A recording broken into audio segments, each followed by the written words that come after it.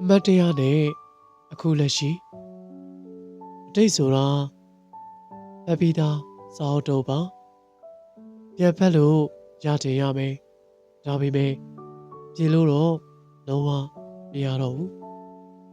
အမားတွေပါတယ်နောက်ဓာတ်တွေပါတယ်ပြီးတော့လွမ်းစရာအမတ်တရားတွေလည်းပါတာပေါ့လူတော်တော်များများကပြီးခဲ့တဲ့စာမျက်နှာဟောင်းတွေထဲမှာပဲလမ်းပြောင်းနေတတ်ကြတယ်တကယ်တော့စာအုပ်တုပ်ရဲ့အနှစ်သာရကနောက်ဆုံးစာမျက်နှာထိဘယ်လိုဖန်တီးသွားမလဲဆိုတာပဲမဟုတ်လားဒါကြောင့်အတိတ်ကိုအမတ်တရားဖြင့်သိသိလိုက်ပြီးလက်ချံစာမျက်နှာတွေကိုပဲအလားဆုံးစည်ရတော့မယ်မျက်ရည်တွေနဲ့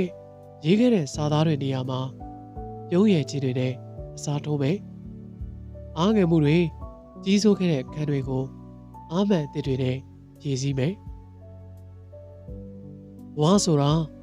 အဆုံးသတ်မရောက်မချင်းပြင်ဆင်ရေးသားခွင့်ရှိတဲ့ကိုယ်ပိုင်ဝတ္ထုတစ်ပုဒ်ပါပဲဒီကနေ့ဒီချိန်ကစပြီးကျွန်တော်ရဲ့စာမျက်နှာတစ်တိုင်းမှာနောက်ဓာတ်တွေမပါစေရတော့ဘူး